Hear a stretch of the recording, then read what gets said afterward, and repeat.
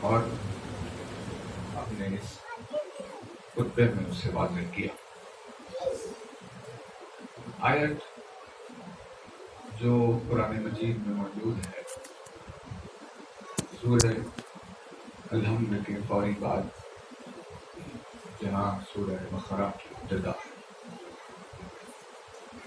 تو اسی سورہ کی ابتدائی آیات میں ارشاد ہوا، بسم اللہ الرحمن الرحیم، الف لام میم ذالک الکتاب لا ریب فیہ۔ اب یہ آیت، اس آیت نے کافی ذہنوں میں سوال اٹھایا اور بہت سارے لوگ اس لے کر پریشان بھی ہوئے کہ اس کی کیا معنی ہو سکتا ہے۔ مولا نے اپنے خطبے میں اسے واضح کیا اور فرمایا کہ انا ذالک الکتاب الذی لا، ایک اور سوال بابا،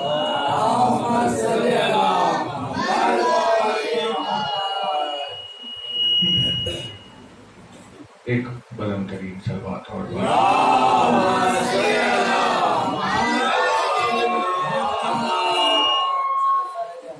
مولا نے اپنے فرمان میں یہ عرض کیا کہ انا ذالک الکتاب الذی لا ریب فیہ، میں ہی وہ کتاب ہوں جس کتاب میں کسی شک کی گنجائش نہیں۔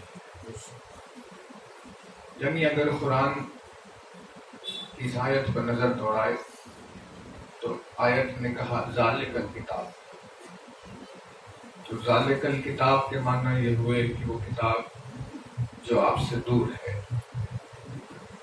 جبکہ کسی نے قرآن کو کھولا اور سامنے رکھ کر پڑھنے لگا تو جو چیز آپ کے سامنے رکھی ہوئی ہے اس نے یہ کہا کہ وہ کتاب جو آپ سے بہت دور ہے، اس میں کوئی شک نہیں۔ تو اب جب ایک کتاب آپ کی گود میں رکھی ہوئی ہے، جو آپ کے بالکل سامنے رکھی ہوئی ہے، اسے کیوں کر یہ کہا جائے کہ وہ دور جو کتاب ہے اس میں کوئی شک کی گنجائش نہیں؟ تو وہ دور کتاب، یہ سوال قرآن نے پیدا کیا۔ تو آخر اس میں کیا ہو رہا؟ علی نے بتایا کہ یہ تمہارے سامنے 6666 آیتوں کا مجموعہ یہ قرآن مجید ہے، لیکن یہ قرآن جس کتاب کی بات کر رہا ہے جو بہت دور ہے اور جس میں کوئی شک کی گنجائش نہیں ہے، وہ میں ہوں۔ مولا نے فرمایا میں وہ کتاب جس میں شک کی کوئی گنجائش نہیں ہے۔ اسی لیے علی کی ذات ایسی معجزنما ذات ہے کہ جس کے معجزے دیکھ کر عالمین حیرت میں پڑ جائے۔ کہا حیرت میں معجزے کو دیکھ کر حیرت میں پڑنا اور بات ہے، لیکن معجزے کو دیکھ کر اس پر شک کرنا اور بات ہے۔ تو جس نے علی کی ذات پر ایک لمحے کے لیے شک کیا، اس کا ایمان اللہ نے اس سے لے لیا، کیونکہ وہ ہے وہ کتاب جس میں گنجائش شک نہیں ہے۔ ایک لمحے کے لیے اس میں ریب کی گنجائش نہیں ہے۔ تو توجہ رہے آپ کی، عجیب انداز میں قرآن نے بات کیا۔ قرآن نے کہا فِي ذَلِكَ الْكِتَابِ، مطلب وہ کتاب جو تم سے دور ہے۔ تو دور کے معنی انسان نے کیا سمجھے؟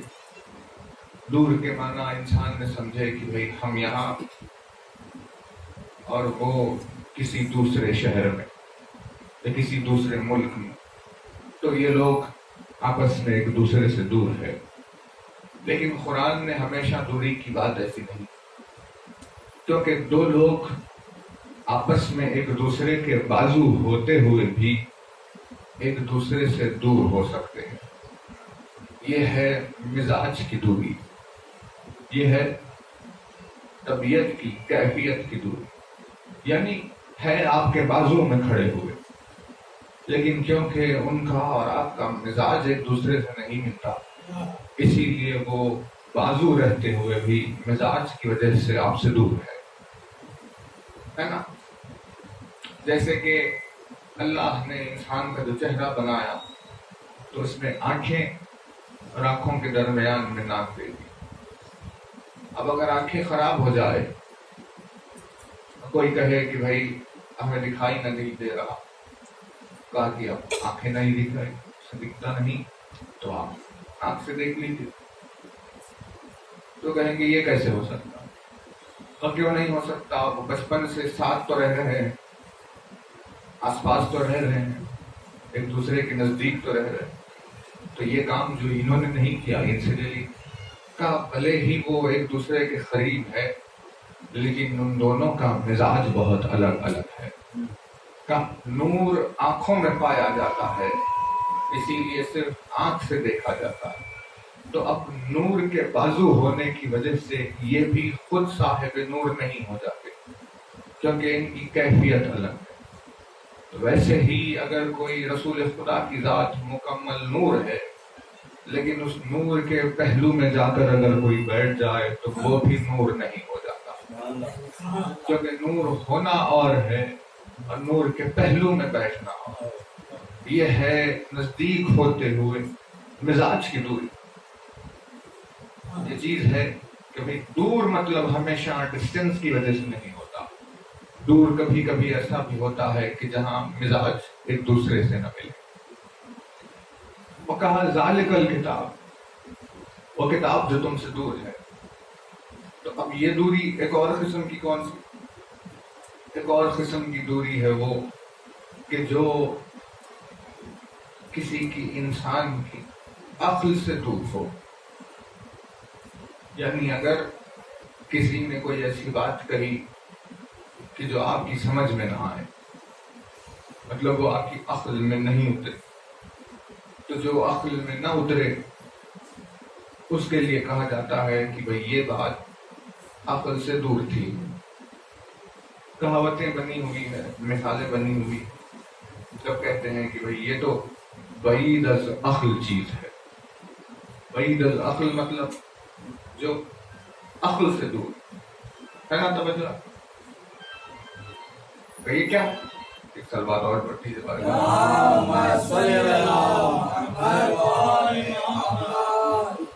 یہ کیا ہے؟ یہ ہے عقل سے دور، مطلب جو آپ کی سمجھ میں نہیں آیا اسے کہتے ہیں عقل سے دور۔ کیونکہ قرآن ایسی معجزہ کتاب ہے کہ جو سمجھ میں نہیں آتی، یعنی انسان کی عقل سے اونچی ہے، جو بلند ہے، بھلے ہی آپ کو اس کا مفہوم سمجھ میں آئے لیکن اس کا معجزہ سمجھ میں نہیں آتا۔ علی نے فرمایا وہ میں ہوں جس کتاب کی یہ قرآن ذکر کر رہا ہے، اور کیونکہ میں عقلوں سے بلند ہوں اسی لیے میں تمہاری عقل میں نہیں آتا۔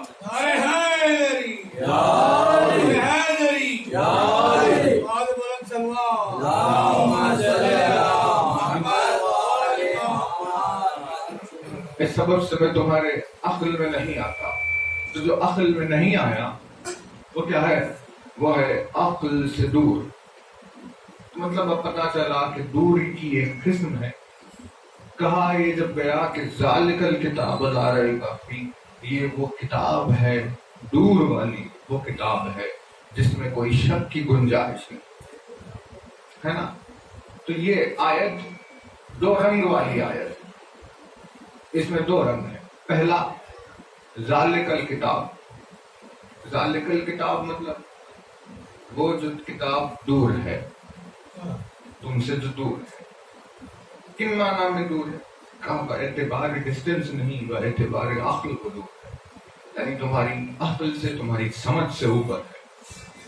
علی کی ذات انسان کی عقل سے اوپر و بلند ہے، انسان علی کو سمجھ نہیں سکتا، اسی لیے انسانوں کی عقل سے علی دور ہے۔ تو اب یہ تو ایک رنگ ہو گیا کہ وہ دور ہے، لیکن جو چیز ہماری عقل سے دور ہو جائے، ہمیں سمجھ میں نہ آئے، اس پر انسان کیا کرتا ہے؟ اس پر انسان شک کرتا ہے یا اس کا انکار کر دیتا. تو آیت نے کہا کہ وہ کتاب دور تو ہے لیکن ایسی کہ جس میں شک کی گنجائش نہیں. یعنی دونوں رنگوں کو ملا دیا اور ایک ساتھ اس نے پیش کیا. دور مانا، اب دور کے معنی یہ ہوئے کہ بھئی وہ اتنی بلند ہے کہ تمہاری عقل میں نہیں آ سکتی، لیکن اتنی واضح ہے کہ جس میں شک بھی نہیں کیا جاتا. یعنی اتنی صاف شفاف ہے کہ اس میں شک کی گنجائش بھی نہیں ہے، لیکن اتنی معجز نما ہے کہ وہ تمہاری عقل میں بھی نہیں آئے گی. مطلب اگر سمجھ میں آئے تو یہ نہ سمجھنا کہ عقل میں آ گئی، اور اگر عقل سے بلند ہے تو کبھی یہ گنجائش نہ رکھنا کہ تم اس میں شک کر بیٹھو. ان دونوں رنگوں کو ملا کر رکھا. مولا نے فرمایا وہ کتاب میں ہوں، وہ قرآن ناطق میں ہوں. قرآن ناطق یعنی بولنے والا قرآن، قرآن صامت یعنی خاموش رہنے والا قرآن. جو ہمارے گھروں میں رکھا ہوتا وہ ہے خاموش قرآن، اور علی نے کہا میں ہوں بولنے والا قرآن. اور یہ آیتیں جو خاموش قرآن میں پائی گئی، یہ اس قرآن ناطق کی بات کر رہی ہے، اور فرمایا کہ وہ عقلوں سے بلند ہے تمہاری اور اس میں شک کی کوئی گنجائش نہیں ہے نا. ذالک الکتاب لا ریب فیہ. اب اس کی ایک صفت بیان ہوئی. اس کی صفت کیا؟ ھدی للمتقین. یہ اس کی ایک صفت ہے کہ بھئی وہ جو ہے اس کی کیا صفت ہے؟ وہ ہے ھدی للمتقین، یعنی متقین کے لیے اس کی ذات ہدایت ہے. متقین کے لیے اس کی ذات ہدایت. تو اب قرآن کو ہدایت والی کتاب قرار دیا. ہدایت یعنی جو اگر کسی راستے پر چل جائے تو اسے صحیح منزل پر پہنچانے کے لیے جو راہ بتاتی ہے اسے کہتے ہیں بھئی وہ ہدایت دینے والی، تاکہ انسان راستے میں بھٹک نہ جائے، اور اگر راستہ بھٹک جائے تو اس کی منزل سے دور ہو جائے. اسی لیے منزل تک پہنچنے کا جو سیدھا راستہ اسے جو بتائے اسے کہتے ہیں ہدایت دینے والا. کہا یہ قرآن کیا ہے؟ ہدایت دینے والی کتاب. لیکن شرط کیا رکھی اس آیت میں؟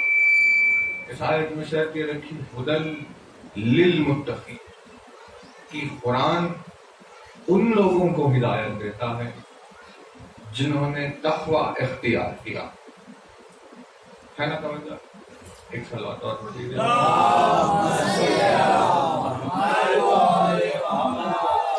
تو اب کیا کہا؟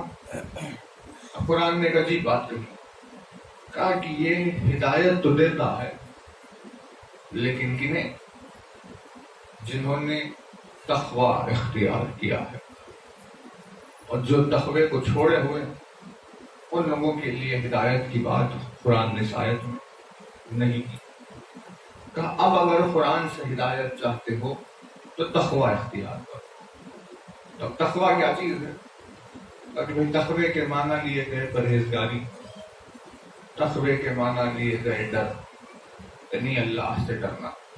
جب بھی کوئی انسان ایسا کام کرنے لگے کہ جہاں اس کے دل میں یہ خیال پیدا ہو کہ یہ کام اللہ کو پسند نہیں ہے، تو اس کے خوف کی وجہ سے جب اس کام کو چھوڑ دیتا ہے تو اسے کہتے ہیں کہ اس نے تقوی اختیار کیا.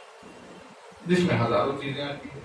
جھوٹ بولنا خدا کو نہیں پسند، بڑوں کی نافرمانی کرنا، ان سے گستاخی کرنا خدا کو نہیں پسند، بچوں کو بے رحمی کرنا، شفقت سے دور رہنا، یہ بھی خدا کو نہیں پسند. لاکھوں چیزیں ہیں ایسی کہ جن سے اللہ نے منع کیا کہ دیکھو یہ ساری چیزیں نہ کرو کیونکہ یہ سب ہمیں نہیں پسند. تو اب اس کے خوف سے اس کی ناپسندیدہ چیزوں کو جو چھوڑ دے اور صرف اس کی پسندیدہ چیزوں کو اختیار کرے تو کہا جاتا ہے کہ انہوں نے تقوی اختیار کیا.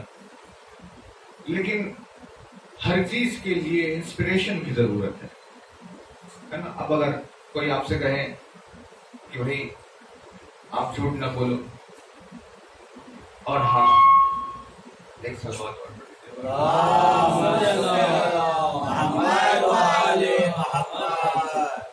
آواز تو ٹھیک ہے، آواز میں کوئی مسئلہ نہیں ہے، ٹھیک ہے، ایک سوال.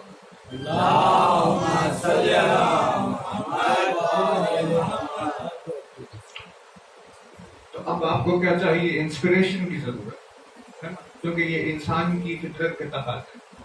اگر انسان کے سامنے کوئی مثال نہیں ہے جسے دیکھ کر وہ سیکھے، تو مثال کے نہیں ہونے کی وجہ سے وہ سیکھتا بھی نہیں. اسی لیے مولا نے کیا فرمایا؟ مولا نے فرمایا دیکھو تم بچوں کو لاکھ سکھاتے رہو، بچے وہ نہیں کریں گے جو تم ان سے کہتے ہو، بلکہ مولا نے کہا بچے وہی کرتے ہیں جو ان کے ماں باپ کرتے ہیں. یعنی ہم اگر انہیں بولیں گے ایک چیز اور خود کریں گے ایک چیز تو وہ نہیں سیکھیں گے، بلکہ جو آپ انہیں سکھانا چاہتے ہیں اگر، تو آپ کو بھی وہ چیز کرنی ہوگی، ہے نا. تو ایسے علی نے کہا کہ جیسے بچوں کی عقل ہے کہ اگر تم انہیں نماز کا پابند بنانا چاہتے ہو تو اگر ان کے پیچھے کہتے ہوئے پھرو گے کہ بھائی نماز پڑھو نماز پڑھو، وہ نہیں پڑھے جب تک کہ وہ اپنے ماں باپ کو پڑھتے ہوئے نہیں دیکھیں، ہے نا. بہت نازک چیز ہے، اسی وجہ سے تو دنیا پریشان پھر رہی ہے، جبکہ مولانا نے ہر پریشانی کا حل بتایا. کیونکہ آج کل کا زمانہ ایسا ہو گیا ہے کہ کسی نے خود کرنا چھوڑ دیا اور صرف بولنے پر آ گئے ہیں، اسی لیے اس بولنے کا کوئی اثر نہیں ہو رہا. مولانا نے کہا کہ بھائی آپ کے بولنے سے وہ نہیں سیکھیں گے، بلکہ وہ کریں گے وہی جو آپ کو کرتے ہوئے دیکھیں گے. تو اب انسان کو کیا چاہیے؟ انسپریشن. کہ بھائی اب مجھے یہ تقویٰ اختیار کرنا ہے، یہ ساری چیزیں، لیکن میں کہاں سے لاؤں؟ کیسے آخر اتنی ہمت بناؤں؟ کیسے آخر دنیا کی مخالفت کروں؟ آخر کہاں سے وہ کردار لے کر آؤں؟ کہاں سے وہ بلندی لے کر آؤں؟ تو ان لوگوں کی انسپریشن کے لیے اللہ نے علی کو اس دنیا میں بھیج دیا. اب علی کا کردار وہ ہے جسے دیکھنے کے بعد کسی کے پاس کوئی بہانے کی گنجائش باقی نہیں رہتی. دنیا کی مخالفت کے باوجود، اتنے مصائب اور رنجوں کے باوجود، اتنی پریشانیوں کے باوجود بھی علی نے سیدھے راستے کو پر قائم کیسے رہیں یہ سکھا دیا، اور کسی بھی صورتحال میں باطل کی بات کو تسلیم نہ کرے یہ تہذیب علی نے سکھا دی.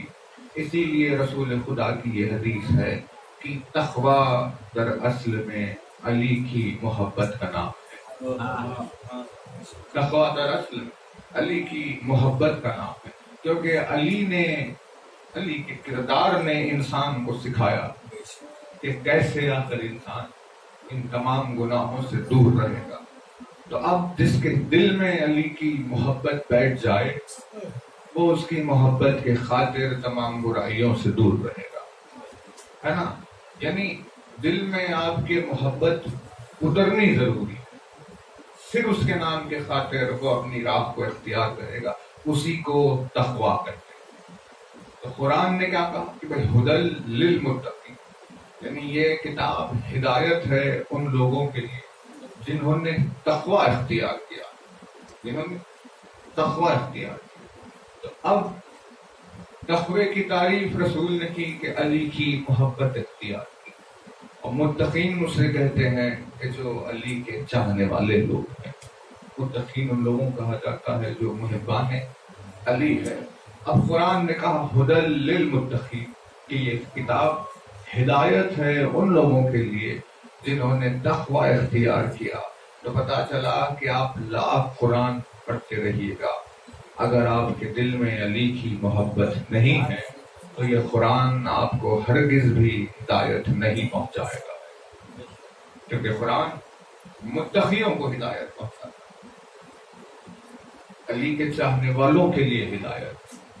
کیونکہ جب قرآن نے کوئی بات کہی ہے تو اسے قبول وہی دل کرتا ہے کہ جس نے اپنے آپ کو صاف کیا، پاکیزہ کیا محبت علی کے ذریعے، ہے نا. توجہ تھوڑی سی 5 منٹ 10 منٹ شاید انجمن کو آنا ہے، اسی لیے آپ کی خدمت میں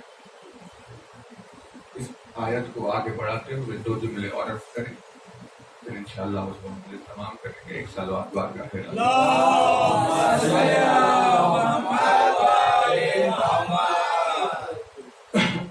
تو بات تو واضح ہو رہی ہے کہ قرآن نے کیا کہا، ھدی للمتقین.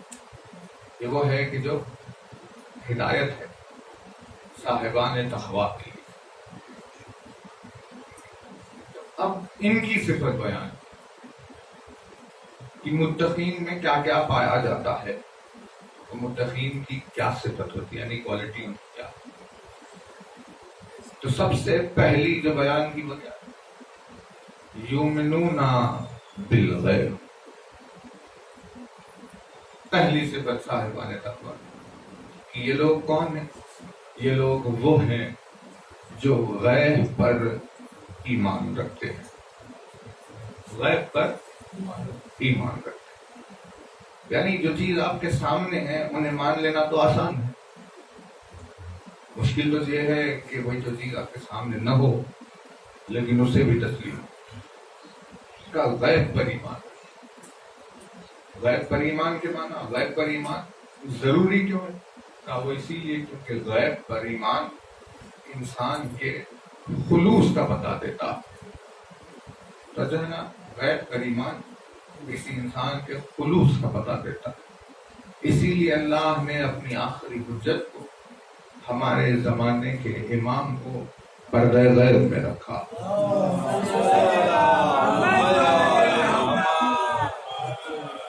کسی سبب سے اللہ نے امام کو پردہ غیب میں رکھا. کہا اب امام غیبت میں کیوں ہے، پردہ غیب میں کیوں؟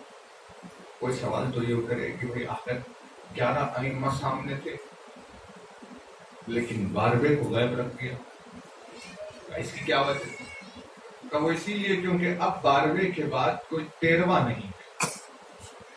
یہاں امامت ختم ہونے والی. جب امامت ختم ہو جائے گی تو بغیر امام کے دنیا نہیں چلنے والی، کیونکہ امام کے بغیر دنیا چلتی ہی نہیں. امام کا ہونا صبح و شام کے ہونے کے لیے ضروری ہے. امام کی وجہ سے صبح ہوتی ہے، امام کی وجہ سے رات ہوتی ہے. امام ہے تو ہوائیں چلتی ہے، امام ہے تو یہ دنیا کا دستور باقی رہتا. جو بھی ہو امام کی وجہ سے باقی ہے، اس کے بغیر کچھ بھی نہیں ہوتا. تو کیونکہ یہ آخری ہے اللہ نے 12 کا سلسلہ رکھا کیونکہ اب اس کے بعد فیصلے ہونے والے. اب اس کے بعد پھر اور آئمہ نہیں آئیں گے اور وقت نہیں دیا جائے گا. اب وقت ختم ہے. تو اب عین موقع پر غیب اسی لیے رکھا تاکہ لوگوں کے خلوص کو کرے.